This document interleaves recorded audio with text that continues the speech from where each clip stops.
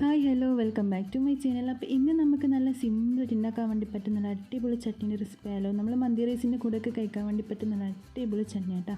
മന്തി റൈസിൻ്റെ കൂടെ മാത്രമൊന്നുമില്ല, ദോശയുടെ കൂടെയൊക്കെ നമുക്ക് കഴിക്കാൻ നല്ല അടിപൊളി ടേസ്റ്റ് ആയിട്ടുള്ള നല്ലൊരു ചട്നീൻ്റെ റെസിപ്പിയാണ്. നിങ്ങളെല്ലാം ട്രൈ ചെയ്ത് നോക്കാം. അപ്പോൾ നമുക്ക് വീട്ടിലോട്ട് പോകാം. അപ്പോൾ നമുക്ക് അതിന് ഒരു മിക്സിയുടെ ജാറിലേക്ക് ഒരു വലിയ സവാള ഇതുപോലെ ചെറിയ പീസാക്കിയിട്ട് കട്ട് ചെയ്തിട്ട് ഇട്ട് കൊടുക്കാം കേട്ടോ. ഇതിലേക്ക് നമുക്ക് 2 വലിയ തക്കാളി ഇതുപോലെ ചെറിയ പീസാക്കിയിട്ട് കട്ട് ചെയ്തിട്ട് ഇട്ട് കൊടുക്കാം. അപ്പോൾ 2 3 ആയാലും കുഴപ്പമൊന്നുമില്ല. അതിലേക്ക് നമുക്ക് എരിവിന് ആവശ്യമായിട്ടുള്ള പച്ചമുളക് ഇട്ട് കൊടുക്കാം. ഒരു 3 4 പച്ചമുളക്, ഒരു ചെറിയൊരു പീസ് ഇഞ്ചി ഇട്ട് കൊടുക്കാം. 1 ടീസ്പൂണോളം നമുക്ക് ലെമൺ ജ്യൂസ് ഒഴിച്ച് കൊടുക്കാം. ഒരു പിടി മല്ലിയിലയും കൂടി ഇട്ട് കൊടുക്കാം കേട്ടോ. ഇനി നമുക്ക് ഇതിലേക്ക് ഒരു 1/2 ടീസ്പൂണോളം പഞ്ചസാര ഇട്ട് കൊടുക്കാം. അപ്പം നമ്മൾ പഞ്ചസാരയും കൂടി ഇട്ട് കൊടുത്തതിന് ശേഷം നമുക്കിതിലേക്ക് ഒരു 1/4 ടീസ്പൂണോളം ഉപ്പിട്ട് കൊടുക്കുക. അതിനുശേഷം നമുക്കിതിലേക്ക് സുർക്ക ഉണ്ടല്ലോ, 1.5 ടീസ്പൂണോളം സുർക്ക ഒഴിച്ച് കൊടുക്കുക.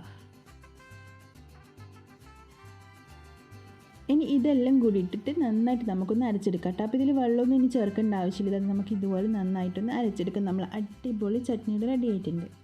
അപ്പോൾ നമുക്ക് ദോശയുടെ കൂടിയും ചോറിൻ്റെ കൂടിയും മന്തി റൈസിൻ്റെ കൂടെയൊക്കെ കഴിക്കാൻ വേണ്ടി പറ്റുന്ന അടിപൊളി ചട്നിയുടെ റെഡി ആയിട്ടുണ്ട്. അപ്പോൾ നിങ്ങളെല്ലാവരും ട്രൈ ചെയ്ത് നോക്കുക. ഇഷ്ടപ്പെട്ട് ലൈക്ക് ചെയ്യാനും സബ്സ്ക്രൈബ് ചെയ്യാനും ഷെയർ ചെയ്യാനും കമൻറ്റ് ചെയ്യാനും ഒന്നും മറക്കരുത് കേട്ടോ. ഇനി നമുക്ക് മറ്റൊരു വീഡിയോ പിന്നെ കാണാം. Bye, thank U.